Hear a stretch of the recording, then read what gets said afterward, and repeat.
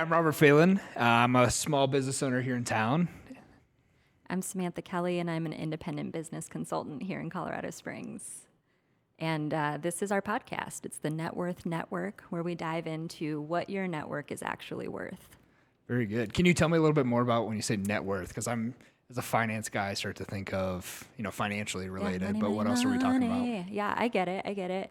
I think what we're going to dive into here, dig a little deeper into what is your value? What value are you bringing to your network that's not monetary? Does that make sense? Perfect. Yeah. No, I'm excited to walk through, what's the value of these networking groups that are out there, or what's not their value as well. We'll dive into that. And they definitely can make you money if you're a valuable person bringing valuable information to these groups. Absolutely. So Robert, what are you drinking this evening?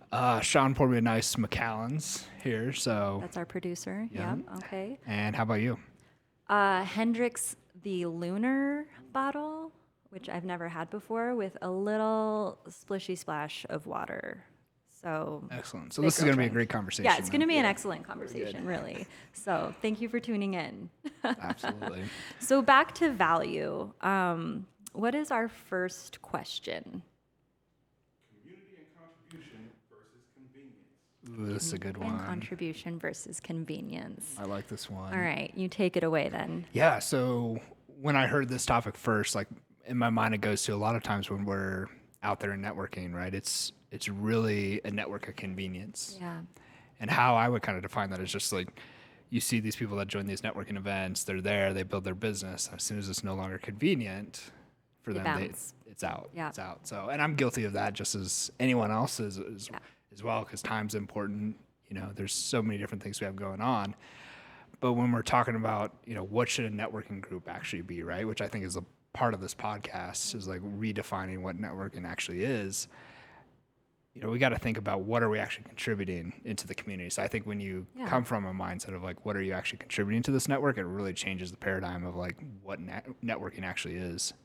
Yeah, I completely agree. It can become like compulsory after a time where you're just walking in, you're like, I signed up, I signed in, I checked these boxes, I talked to 3 people, and now my business is going to grow. Yeah. And then it doesn't. Yeah. And then you get tired of showing up and doing that, and you leave after a time because it's not benefiting you any longer. So I wonder if it's not benefiting you, then you're probably not benefiting the other people that you're meeting at these networking groups. What can people do you think, when they arrive to be more valuable? Ooh, that's a great question. Where my mind goes first is like your mindset of when you're showing up. Like, why are you going to these events in the first place? Right. Is it to toss 10 business cards across the room, and try to get your name out there as much as possible? Or is it actually to make a deep connection? So for me, it's kind of flipping. One of my mindsets going into is like, I want to have 3 amazing conversations with folks where I can ask really good questions, get to know them. But I'm curious, like, what's your approach as you walk in? One amazing conversation.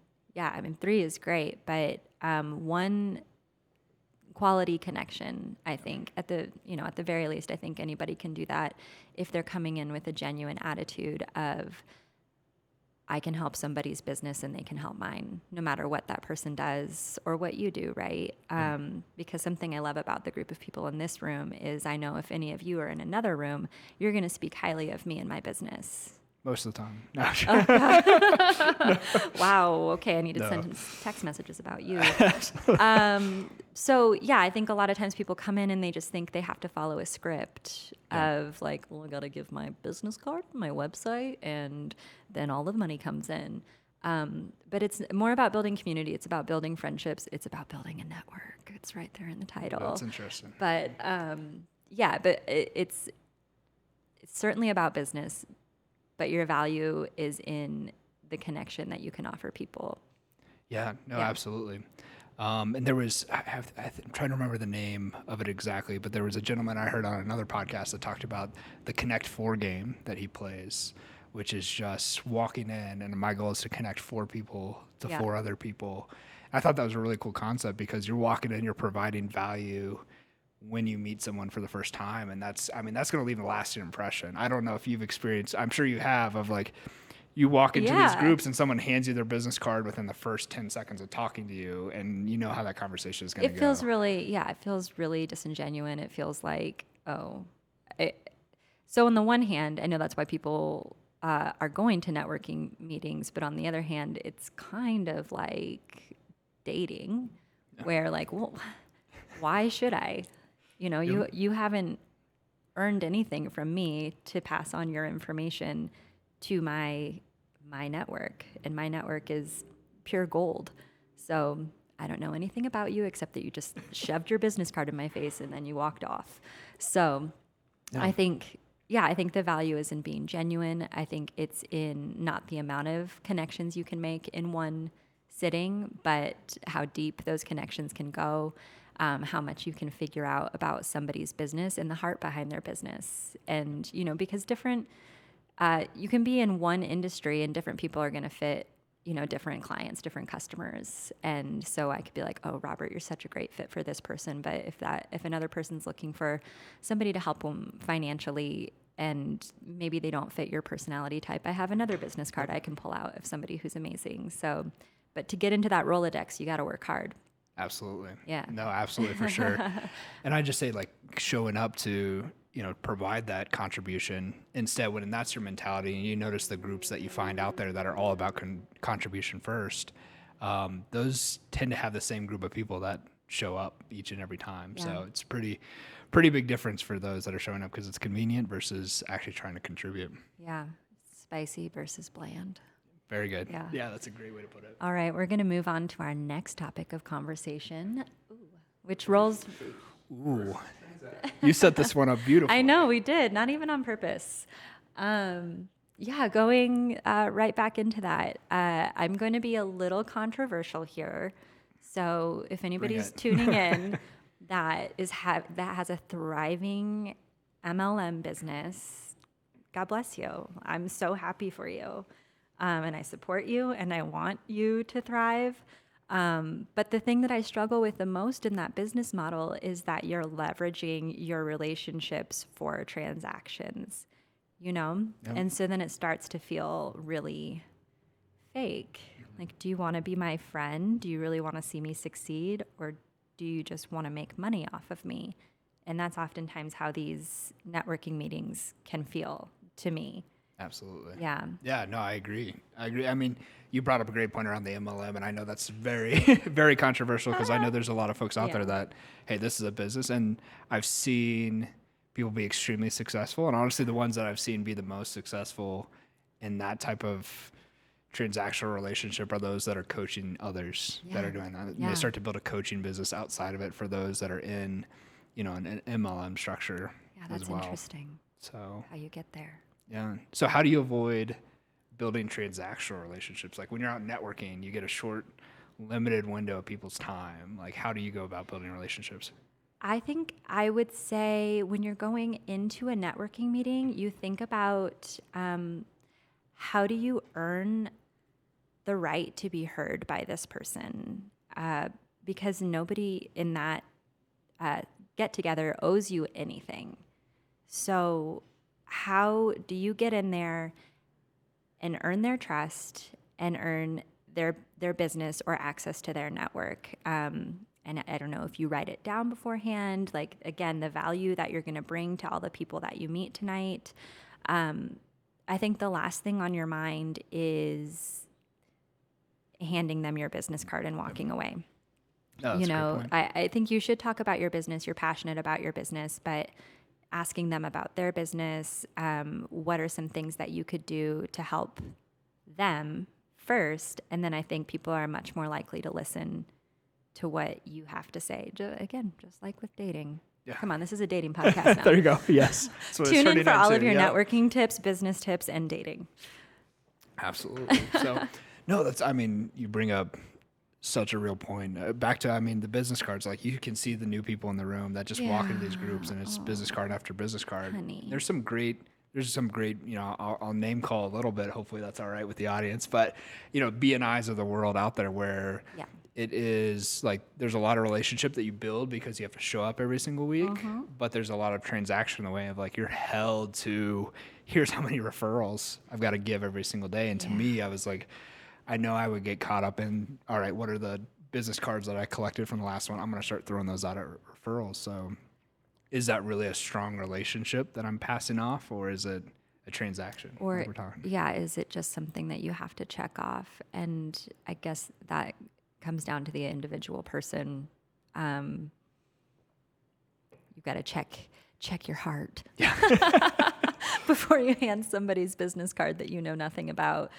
Because that'll just trickle back to you if you hand out a sucky business card from somebody that you actually don't have a relationship with. You just have a transactional agreement with to hand out their business card whenever somebody says they need a roofer, Absolutely. So before we move on to our next topic, though, I wanted to ask, like, on this. So it's that balance, right? Like, Absolutely. we're all going into this with an intention of, hey, Yes. I need to grow my business, right? And that's okay. And we got to do it through relationships. So how do you balance? Like, you can go to these groups and build relationship after relationship.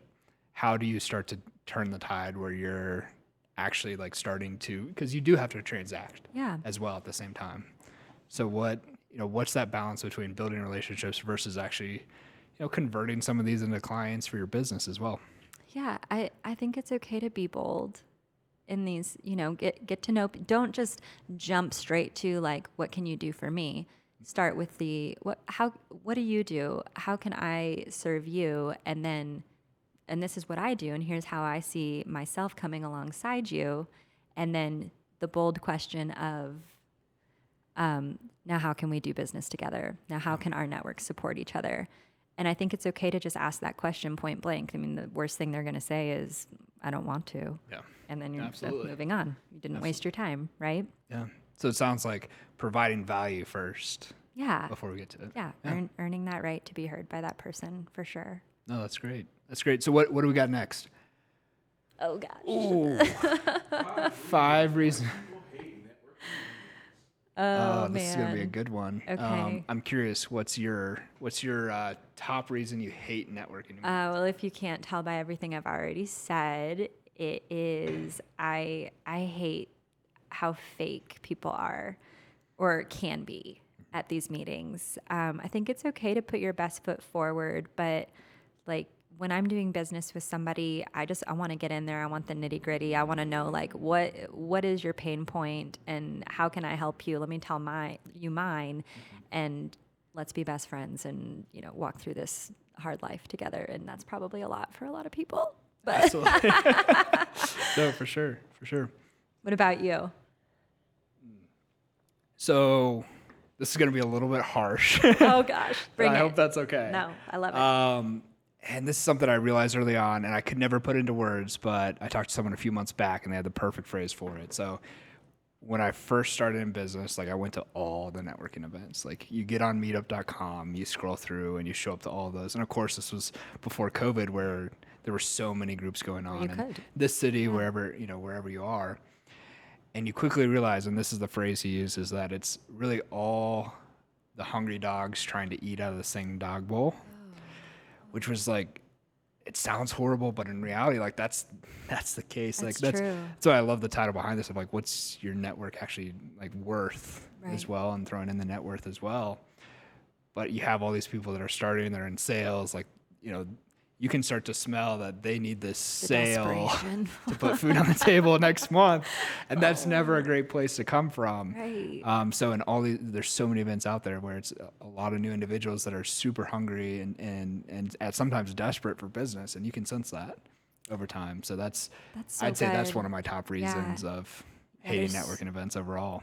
So many to choose from, and choosing a good one is hard. Absolutely. Okay, Kevin, what are the top 5 reasons people actually hate networking meetings? Survey says. Oh. Ooh. They're more stressful than fun. I couldn't agree more. Yeah. You have to come up with your elevator pitch, and your hands are all sweaty, and the person really doesn't want to talk to you because most of the time you haven't done anything to get to know them. Maybe you've even forgotten to smile and you just shoved your business card in their face. Absolutely. And people are afraid to approach people. Ooh, I was this person. So when I so first hard started, to watch. I was going to these events, and I would be the one that would sit in the back corner just to watch. The And wallflower. then yes, I would be, and I kept telling myself, well, I'm getting involved. Like I'm checking this off the box. Right. Checking the box off here. Eventually, like that can be a strategy if you look for those individuals that are also afraid to talk to people Absolutely. and go Yeah. make a relationship that way. But yeah, no, I was definitely in that boat. Oh gosh. And then, my big pet peeve, the events feel forced and fake. The whole basis of the event is to see who can get the most business cards at the end of the night and then put them on their dashboard until they're all bleached by the sun, Right. right? Right. Like, Have you ever used any of the business cards that you've received? I mean, yes, it's kind of how I'm here right now. But I think for the most part, no, which sucks, but it's because I don't know the person well enough to give my super valuable recommendation to people, to my clients, to merchants, to my friends who are asking for it. So I'll go do my own research. Absolutely. And it's usually not the business card. Yeah, no, for sure. I'll say, I found business cards to be really good for, have you seen where you walk into Chipotle and there's the fish bowl Yes. for the free lunch? Free lunch, that's it's what great they're to have good those for. on hand. I've actually Yes. won a couple lunches that way. Hell yeah. But other than that, I love business it. happens. I love conversation. it. Unless you have a very cool business card, like the guys at Parrot Marketing do, and they're metal, and you can't put it into your wallet because you can't fold Right, it. there is that. It's very cool. But it stands out. You It does remember stand it out for sure. I love think it. it's $20 a business card for that one, but I mean, so you're super valuable if you're getting one of their business absolutely. cards. So people have no time to attend networking events, and that's so true. And if you don't have the time and you don't want to go, and then you show up and it just shows in your body language and your behavior, it's awful. Like, if you don't have time, don't force it, Absolutely. right? No, it's like when, that relationship versus transaction. Like if you have something Yeah. scheduled directly after the event that you have to hurry up and go, it's like, I've got to get these 10 business cards out Right. and then I got to go on to the next one. It's not going to So, be fruitful. Yeah. Because you didn't put hardly anything into it. No, not at all. And that's where, backing up, becomes no longer convenient, right? When you run out of time. Yeah. What do you think about number 5? Events don't lead to self-development. This one really stands out to me. I Okay, will say. tell me why. I love that, and I'm excited that showed up on the survey, honestly, because a lot of times it's again that transaction. Like you're walking in. Like my goal is to give you 5 business cards, and I'm gonna gather 5 business cards. And like, what have we learned there? Like maybe I developed my elevator pitch just a little bit better. Right. Sharpened it a little bit, practiced it a little bit. But what have I learned? In theory, if you're in a community of people that have things to contribute, there's so much to learn in these events that we're not drawing from, the brains in the room, honestly. Right. So, I mean, I've been to a lot of networking events, and not a lot of them have any kind of self-development aspect to them. Do you think that people would be more apt to attend if there were workshops attached, or reading material, or homework, or I don't know. Homework sounds I terrible. mean, if you send me homework, I'm not showing up. But that's a great point. Of the ones that I've attached myself to have provided that education, and a lot of times it's coming from the people that are battling in the trenches next to you in entrepreneurship. Yeah. Learn from others. To me, I'm a big fan. You're gonna pay for your education. Either way, you're either going to write a check to somebody, or you're going to learn the hard way yourself. So it's you might as well A lot of these try events to are learn just from other learning the people's hard pain. way, right? Yep, absolutely. For sure. Well, I couldn't agree more with all 5 of these points. Very good. Do we got anything else? Yeah. Oh gosh. Well, that's it. Wow, that time flew by. Thank you all for tuning into our podcast. It's available for download wherever podcasts are available. Hope you tune in next time as we dig in further to what your network's net worth actually is. You can check us out at networkworth.net. It's a real tongue twister. And you can tune in to see our beautiful faces on YouTube at NetWorth Network. I can't thank you enough for being here with us. And this is new for both of us. We're super excited to get into it and develop something very cool for this community. Robert, anything to say to our audience? No, I'll just say Tune in, drop see a you all next comment. time. Yeah, give us Yeah. feedback. We need to know what to make it better. So, no, thank you. And thank you Yeah. for being here. Oh, thank you for being here. Absolutely. Oh. All right, see you All guys. right.